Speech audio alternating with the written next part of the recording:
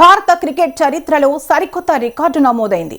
14 ఏళ్ల వయసున్న ఆటగాడు ఇప్పుడు దేశం మొత్తం దృష్టిని తన వైపు తిప్పుకున్నాడు. అలాంటి వైభవ్ సూర్యవంశీ పేరు ఇప్పుడు క్రికెట్ అభిమానుల మధ్య మారుమోగుతోంది. వయసు చిన్నదే కానీ బ్యాట్ పట్టినప్పుడు అతని ఆత్మవిశ్వాసం చాలా పెద్దది. విజయ్ హజారే ట్రోఫీలో భాగంగా అరుణాచల్ ప్రదేశ్తో జరిగిన మ్యాచ్లో వైభవ్ చూపించిన ఆట తీరు అందరినీ ఆశ్చర్యపరిచింది.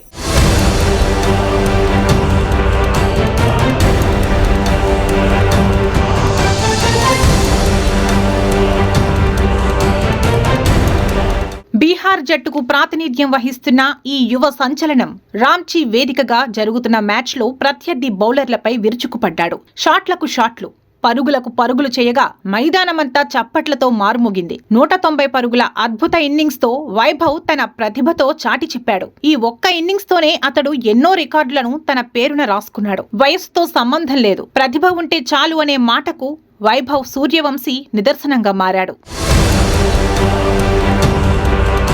ఈ క్రమంలో వైభవ్ కేవలం 36 బంతుల్లోనే సెంచరీ నమోదు చేశాడు. దీంతో లిస్ట్ ఏలో అత్యంత వేగంగా సెంచరీ సాధించిన తొలి భారత క్రికెటర్గా వైభవ్ చరిత్ర సృష్టించాడు. లిస్ట్ ఏ చరిత్రలో సెంచరీ చేసిన అతిపిన్న వయస్కుడిగా సూర్యవంశీ రికార్డుకెక్కాడు. ఇవాల్టితో వైభవ్ వయసు 14 ఏళ్ల 272 రోజులు.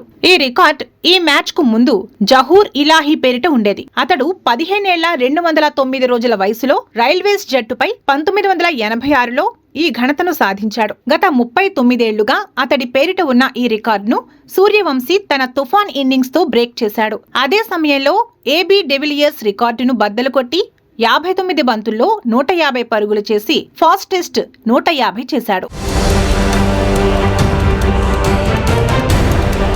ఈ మ్యాచ్లో ఓపెనర్గా బరిలోకి దిగిన వైభవ్ 84 బంతుల్లో 190 పరుగులు చేశాడు.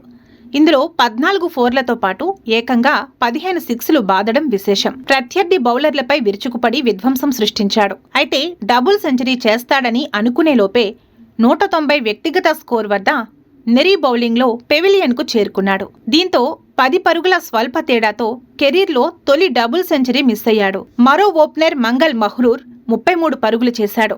ప్రస్తుతం బీహార్ 43 ఓవర్లకు 3 వికెట్ల నష్టానికి 453 స్కోర్ చేసింది. వైభవ్ బాలుడైన బలమైన బ్యాటింగ్ తో బౌలర్లను భయపెట్టాడు. ఆకాశమే హద్దుగా బ్యాటింగ్ చేస్తూ ఆర్భాటం చేశాడు. ఈ ప్రదర్శనతో వైభవ్ భారత క్రికెట్ భవిష్యత్తుకు కొత్త ఆశాకిరణంగా నిలిచాడు. తన ఆట తీరు చూస్తుంటే భారత క్రికెట్లో ఇంకా గొప్ప రోజులు వస్తాయని భావించవచ్చు.